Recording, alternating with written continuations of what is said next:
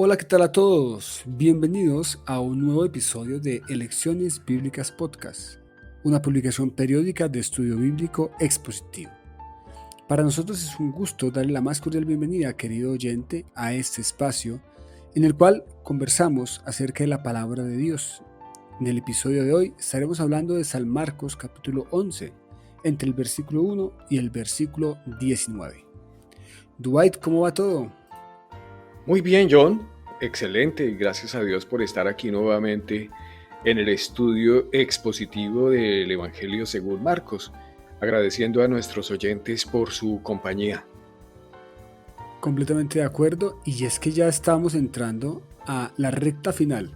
Hoy comenzamos como dicen normalmente, es el principio del fin, y estamos a 7 días de narración de finalizar Marcos. ¿Cómo le parece esa noticia? Apasionante, apasionante, porque entramos a la pasión. Así es, vamos a hablar acerca de la pasión de Cristo y el tema central del Evangelio, el momento puntual. Algunos dicen que San Marcos es un relato acerca de la pasión con una introducción larga. Así que hasta el momento como que hemos tenido la introducción y vamos a entrar entonces al asunto fundamental. Pero para no adelantarnos más, creo que podremos ir con la lectura del texto bíblico. Dwight, adelante. Cuando se acercaban a Jerusalén, junto a Betfagé y a Betania, frente al monte de los olivos, Jesús envió 2 de sus discípulos y les dijo: Id a la aldea que está enfrente de vosotros, y luego que entréis en ella, hallaréis un pollino atado, en el cual ningún hombre ha montado. Desatadlo y traedlo. Y si alguien os dijere: ¿por qué hacéis eso? Decid que el Señor lo necesita y que luego lo devolverá. Fueron y hallaron el pollino atado fuera a la puerta, en el recodo del camino, y lo desataron. Y unos de los que estaban allí les dijeron: ¿qué hacéis desatando el pollino? Ellos entonces les dijeron como Jesús había mandado, y los dejaron.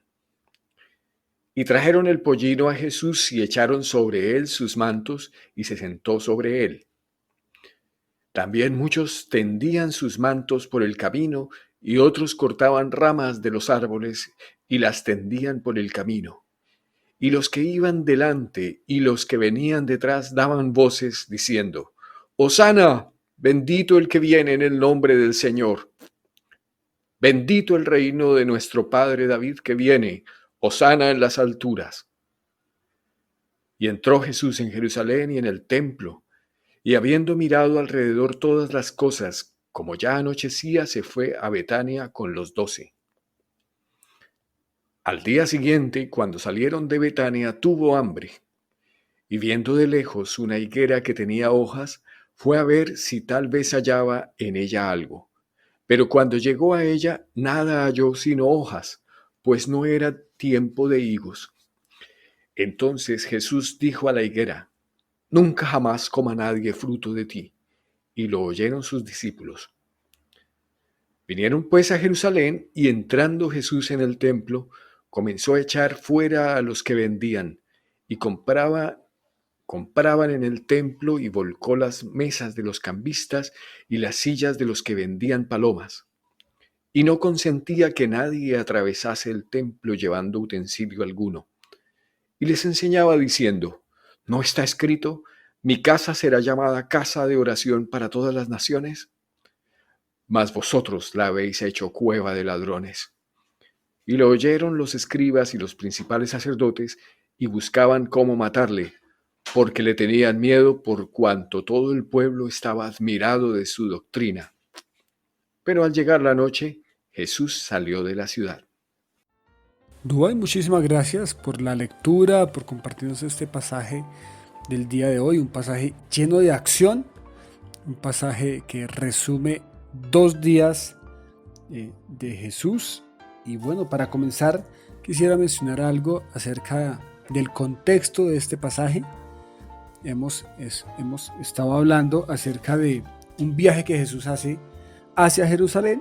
En ese viaje se encuentra con un joven rico, también anuncia su muerte y su resurrección. Hablábamos en el episodio anterior acerca de la importancia de tomar esto como una unidad temática, una unidad salvadora, y aquí arranca precisamente esa unidad salvadora con el capítulo 11, una petición de Santiago y de Juan, una enseñanza de Jesús acerca del servicio.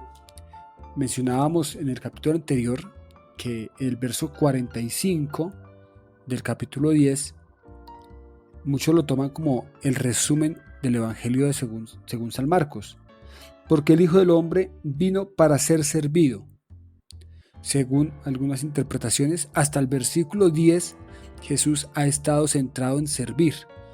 Tenemos que recordar que San Marcos presenta a Jesús como el rey siervo, un rey que ha dejado su trono para venir a servir a otros. Y esto lo hemos visto durante estos capítulos de San Marcos. Y luego dice el versículo, y para dar su vida en rescate por muchos. De acuerdo a esta versión, entonces el capítulo 11 es el principio de ese dar su vida por muchos. Comenzamos entrando a Jerusalén. Esa entrada es muy llamativa, muy interesante. Un elemento aquí importante es que los 4 evangelistas tratan este pasaje. Eso sucede no con todos los pasajes de los evangelios, sucede solamente con 3 episodios. El primero de ellos es la multiplicación de los panes y los peces, la entrada a Jerusalén y por último la muerte y la resurrección. Pero este pasaje está en los 4 evangelistas. ¿Cómo le parece, Dubái? ¿Qué tiene usted para contarnos en relación a esta entrada a Jerusalén? Sí, bueno, en primer lugar, tenemos como diferentes escenarios en los cuales se ha estado desarrollando el Evangelio. Tuvimos cercanía con la sinagoga, luego con el mar de Galilea. Ha habido espacios que se han repetido mucho, pero como anotábamos la vez pasada, pues el venirse a Jerusalén pues era afrontar ya la pasión, la recta final. Esta unidad que usted expone, la unidad de salvación en la que está la crucifixión, muerte y resurrección de Jesucristo, y pues estaba profetizado esta entrada. En Zacarías 9:9 justamente hablaba que el profeta diciendo que el rey venía manso, humilde, sobre un pollino, un animal de carga. Y no hay que de todas maneras confundir, porque el poderío y la humildad no son excluyentes. Entonces, aunque lo veamos humilde, y ese es el carácter principal de esta entrada, como lo estaba describiendo el profeta, pues ese rasgo principal de la humildad no nos debe confundir, porque de todas maneras viene mezclado con la realeza. Tu rey viene humilde.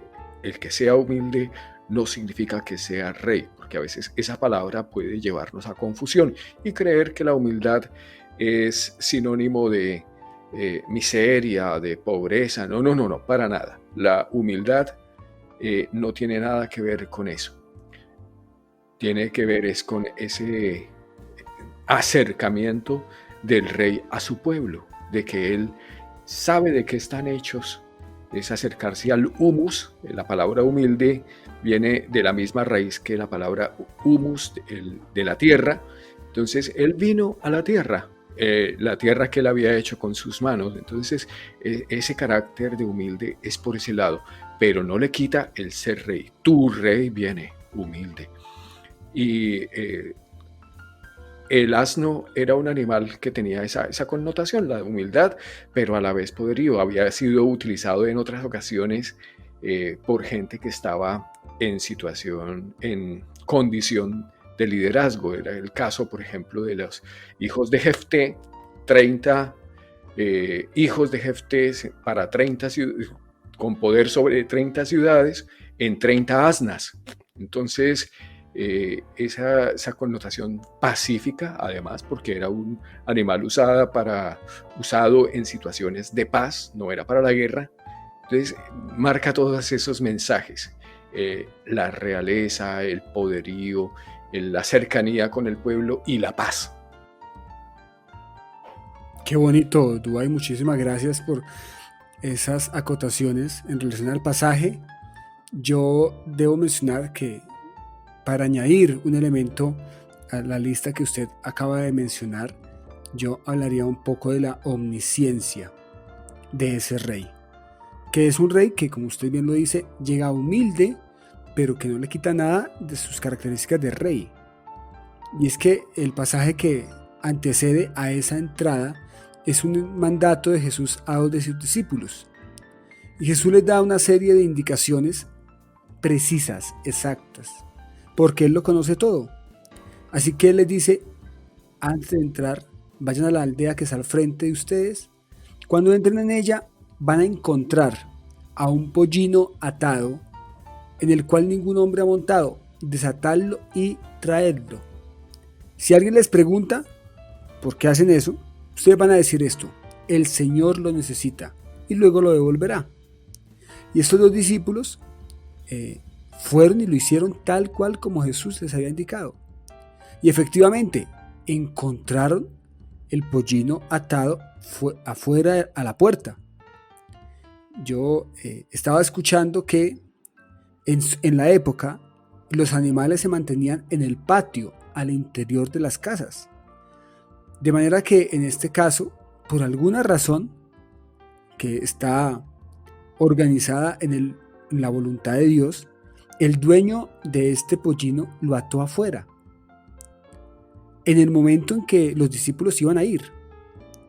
Y allí estaba, y ellos llegaron, lo desataron, y claro, los dueños salen a preguntar, ¿y ustedes qué están haciendo? Y ellos responden las palabras que Jesús les ha dado: el Señor lo necesita.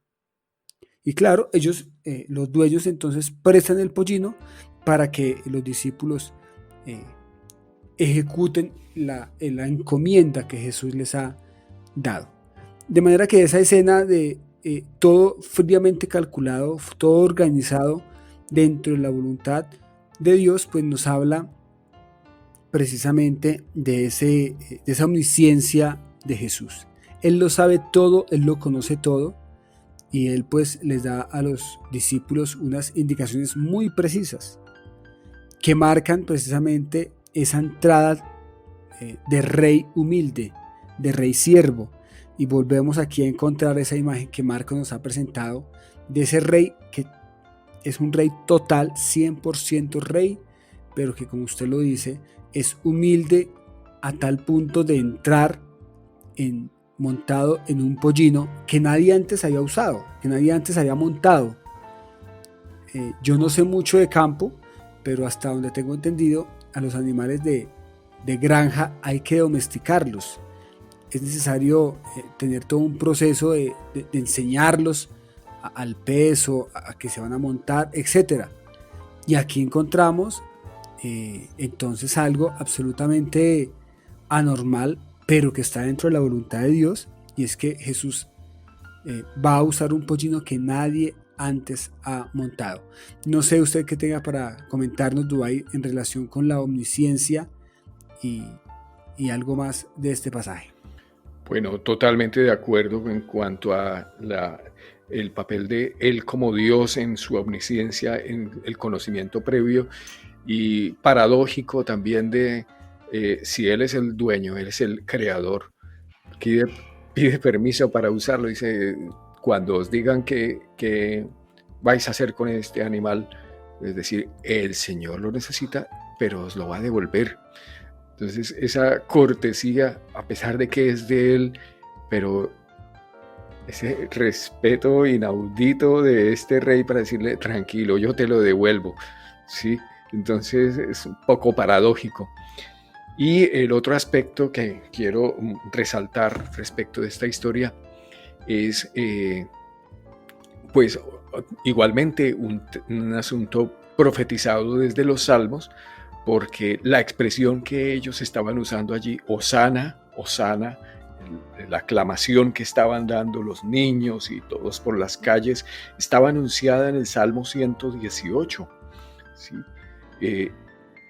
Cuando dice: bendito el que viene en el nombre del Señor, desde la casa de Jehová os bendecimos, Jehová es el Dios y nos ha dado luz, atad víctimas con cuerdas a los cuernos del altar, mi Dios eres tú y te alabaré, Dios mío, te exaltaré, reconociendo esa entrada desde los salmos, ¿sí? Entonces, eso es algo sumamente bonito, ¿sí? Y con razón está escrito en todos los evangelios, porque es una entrada efectivamente triunfal y de reconocimiento. Lo reconocía desde los salmos, el profeta Zacarías igualmente. Entonces estamos ante una entrada en la ciudad más emblemática del reino, ¿sí? Porque Jerusalén era la ciudad real por excelencia de ese pueblo judío, pero que tenía un alcance de todas maneras universal, ¿sí? Porque el profeta no lo encapsula solamente al pueblo judío, sino a todos. Esa entrada triunfal a Jerusalén dista mucho de cómo entraban los reyes de la época a las ciudades que conquistaban. Era costumbre que los reyes entraran después de que había entrado su ejército, y su ejército pues entraba acabando con todo, arrasando con todo. Luego el rey entraba montado en un caballo opulente, entraba victorioso a la ciudad ya derribada. Aquí encontramos otro tipo de rey. Aquí encontramos un rey que está basado en la humildad, pero que es un rey y que viene en un contexto muy especial. Estaban a pocos días de celebrar la Pascua, que era una celebración muy importante para los judíos, una celebración donde hablaban precisamente acerca del pasar de largo, del perdón, de la gracia, ¿no? Que recordaban aquella historia del Éxodo y celebraban allí todos juntos. Según algunos cálculos, se cree que en Jerusalén estaban por lo menos 2 millones de personas. Se triplicaba la asistencia, se triplicaba el número de habitantes para esa fiesta. Así que en ese contexto entra Jesús. Me llama mucho la atención, además de lo que ya hemos mencionado, lo que hacen para adecuar a este pollino. Lo organizan, tienden mantos sobre él, Jesús se sienta en el pollino, y lo que pasa después, como usted bien lo menciona, son unos cánticos de no pocas personas. Recordamos que Jesús salió de Jericó, y lo mencionábamos en el episodio anterior con el caso de Bartimeo, y había una multitud que le seguía. Por lo tanto, no sería equivocado pensar que la entrada de Jerusalén tiene que ver precisamente con mucha gente. Había gente, dice Marcos, adelante y atrás, que iban cantando. Así que podemos pensar que son miles de personas las que acompañan a Jesús.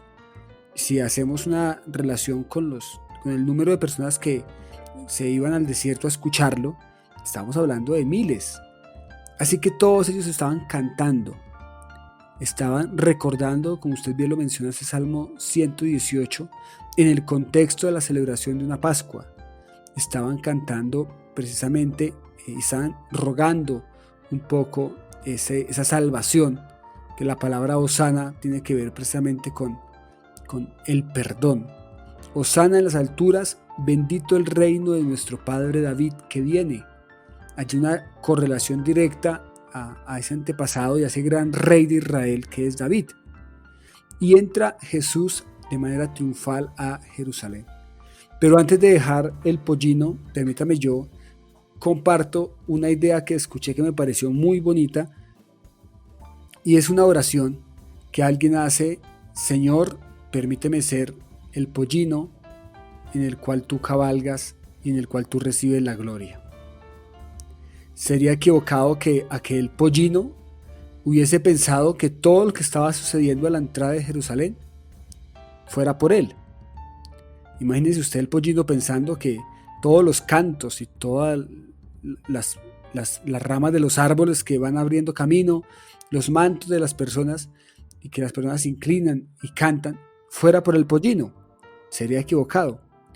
Y a veces creo que nosotros pensamos que es por nuestras habilidades y no somos más que burros. En el mejor de los momentos no somos más que burros y tenemos que recordar que la gloria es para el Rey, quien tiene a bien usarnos. Así creo que terminaría yo la mención sobre la entrada a Jerusalén. No sé si usted tenga algo más para decir, Dubái. Zacarías 9:10 da el alcance de que este reino del rey que venía era no solamente de los judíos. Quería precisar esto, aunque ya lo habíamos mencionado, pero dice que habrá paz, hablará paz a las naciones y su señorío será de mar a mar y desde el río hasta los fines de la tierra. Entonces, esa precisión quería hacer. El alcance del rey, de este rey pacífico, que como usted bien aclara, no entra con ejércitos destructores y gloriosos con manos y espadas llenas de sangre, sino en ese burrito. Y pues ese es el alcance de lo que está haciendo este rey, que viene para salvar. Entonces, esa es solamente la observación adicional que quería hacer al respecto. Bien, Dwight. Entra Jesús a Jerusalén y su dirección apunta al templo, que es el lugar más importante de la ciudad, y allí llega Jesús. Habiendo mirado alrededor todas las cosas, como ya anochecía, se fue a Betania con los 12. Betania es un pueblo que queda cerca de Jerusalén. Jesús no se queda esa noche allí, sino que sale de la ciudad de nuevo y pasa la noche en Betania, donde vivían Lázaro, Marta y María, quienes eran sus amigos. Eso lo cuenta Juan. Y bueno, Jesús entra y observa el templo. Marcos no nos cuenta mucho acerca de qué vio Jesús cuando vio el templo, pero por lo que va a continuar al siguiente día, uno puede imaginarse que Jesús encontró un templo, si bien no destruido en su parte física, sí trastocado, convertido en otra cosa, vuelto una tienda, vuelto una plaza. Y creo que aquí este versículo nos deja mucho que pensar en torno a qué vio Jesús. Y sería bueno pensar si Jesús entrara hoy en nuestra vida, ¿qué encontraría? Al día siguiente sale de Betania, regresa a Jerusalén y tuvo hambre. A mí me encanta cómo Marcos hace esa presentación dual, ¿no? Por un lado es 100% Dios. Por un lado, Jesús sabe todo lo que va a pasar, sabe dónde estaba el pollino, entra a Jerusalén, se cumple en él la profecía, y por otro lado es 100% hombre. Tuvo hambre, una cosa absolutamente básica, una necesidad fundamental de todo ser humano, y viendo de lejos una higuera que tenía hojas, se fue allí a mirarla a ver si tal vez hallaba algo en ella. La conclusión es que no encontró nada. Solo tenía hojas. Y Marcos dice, pues no era tiempo de higos. Entonces Jesús le dijo a la higuera, nunca más coma nadie fruto de ti. Y esto lo oyeron los discípulos. ¿Qué tiene usted para comentarnos en relación a este pasaje? Bueno, tenemos esta nueva situación, la cercanía de Jesús con el templo, que como digo es nueva, le habíamos visto en otros espacios, pero bueno, estamos en Jerusalén y entonces estamos viendo qué posturas tiene Jesús respecto de varias de las cosas cercanas, y en este caso pues tenemos un aspecto muy silvestre, muy normal de por allí. Jesús necesita simplemente saciar su hambre, como usted lo menciona, una necesidad fisiológica elemental de que es Jesús hombre, verdadero hombre, con hambre. y su reacción de pues desconcierto o enfado por no encontrar el fruto. Bueno, aunque hay que decir que de todas maneras no era tiempo de higos, como lo ponen allí, pero que de todas maneras sirvió para los fines didácticos que sirvió, porque pues los discípulos finalmente se maravillan de ver cómo esa higuera efectivamente se seca, y Jesús aprovecha allí para enseñarles acerca de la oración, que las oraciones son respondidas. En relación con la higuera he estado pensando mucho y no sé si a usted cómo le parezca esta forma de verlo. El pollino estuvo listo, estuvo preparado y sabemos qué pasó. Creo que la higuera no. Ah, aunque no era tiempo de higos, Jesús la necesitaba. Y creo que está el pasaje aquí, además de ser también un elemento pedagógico que vamos a ver en el siguiente capítulo. No sé si nos está hablando allí de estar listos, de estar siempre preparados, de estar allí pendientes para cuando el Señor lo necesite, porque es la frase que Jesús le da a los discípulos en el caso del pollino: el Señor lo necesita. Y creo que aquí también la frase era la misma: el Señor la necesitaba. Qué bueno que podamos estar preparados entonces para cuando Él lo necesite. No sé si esa relación que hago sea correcta. ¿Cómo la ve usted? Pues yo creo que de manera muy cruda se puede decir que no encontró higos, pero encontró material didáctico. Y entonces en ese sentido sí que sirvió la higuera. Ok, bien. Sí, sí, sí. Está bien. Jesús declara sobre ella algo, sus discípulos lo oyen y ya veremos luego cómo esa escena de la higuera va a ser un elemento que va a ser utilizado para que el Señor enseñe algo importantísimo, como usted bien lo menciona, de la oración y también de la fe. Después de esto, recordemos que ya ha pasado un día, Jesús regresa a Jerusalén y entra al templo. Y este Jesús que encontramos acá es un Jesús completamente, digamos que en otra faceta de su ministerio.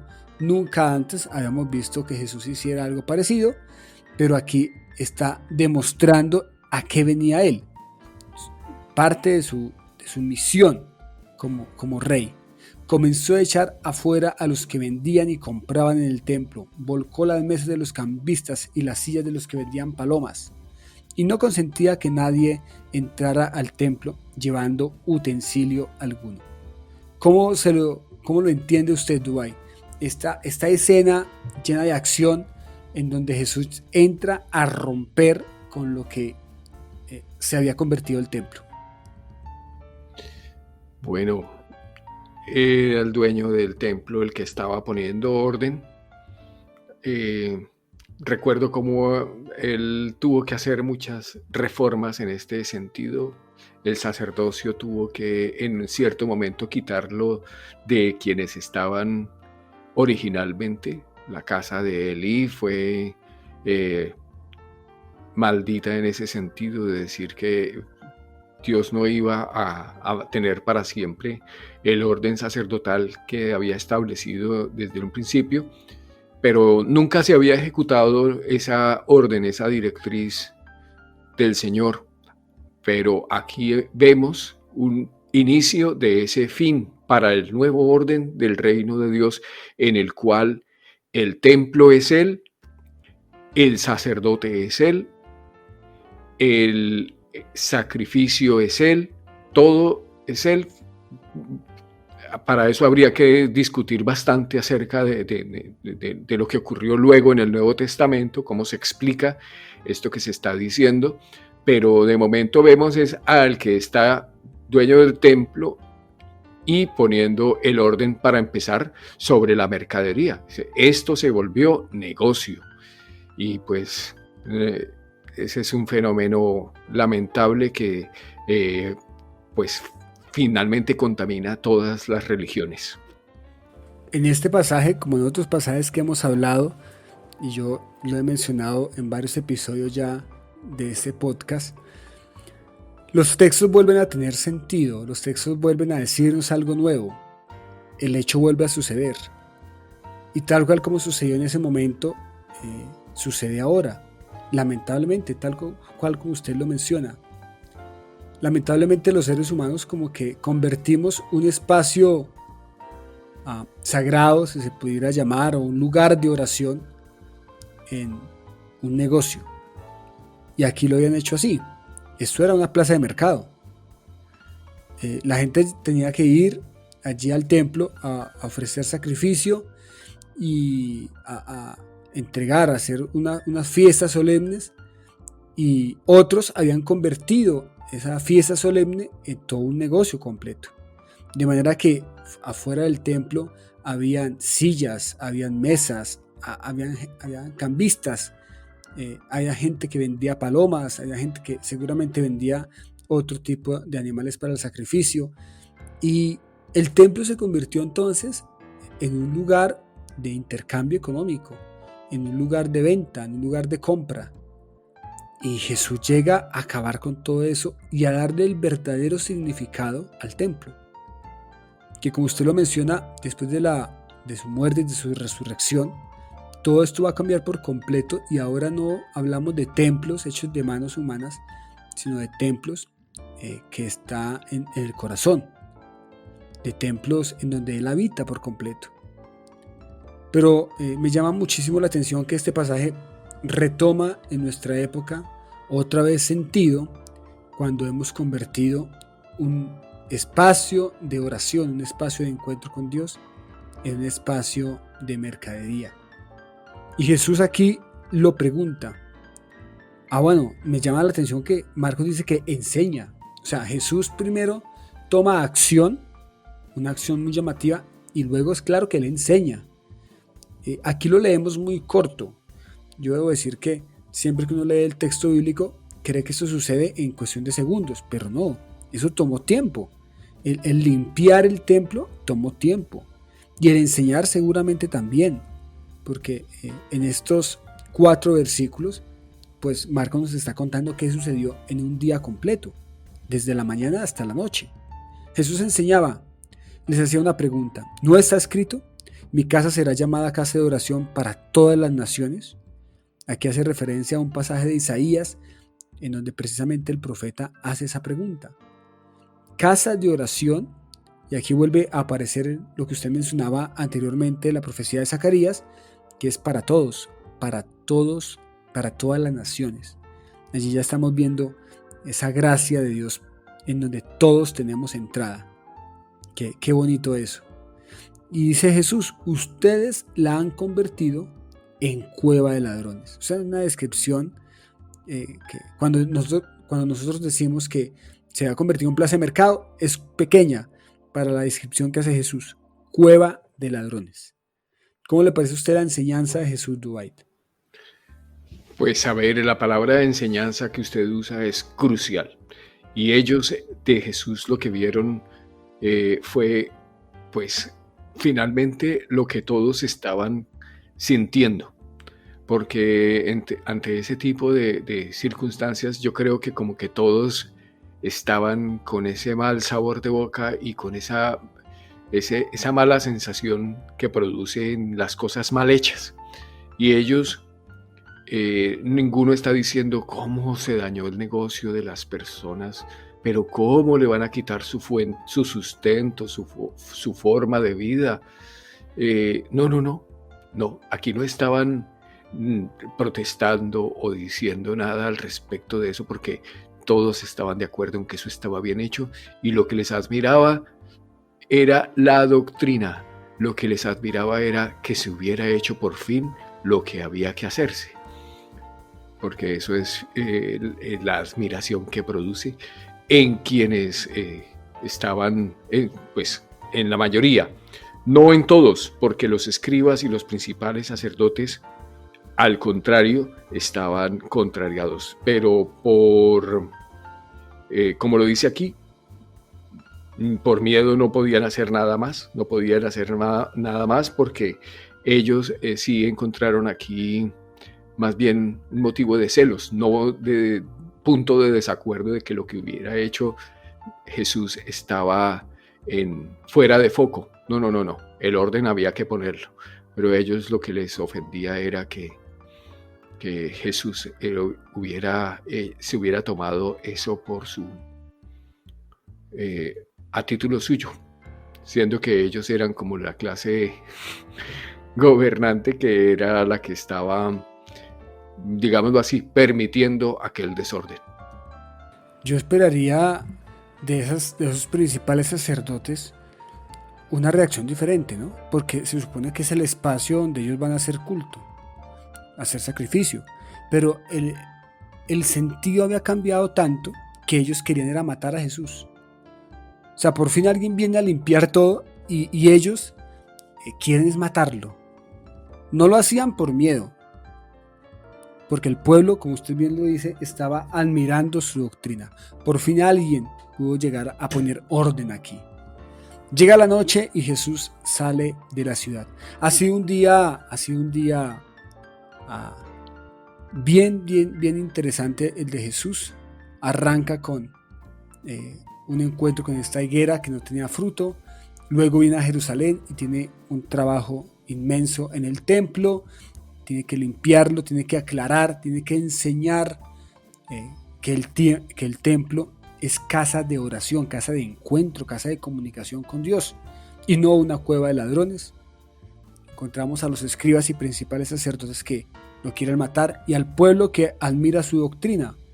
Seguramente muchos de esos que admiraban su doctrina también estaban en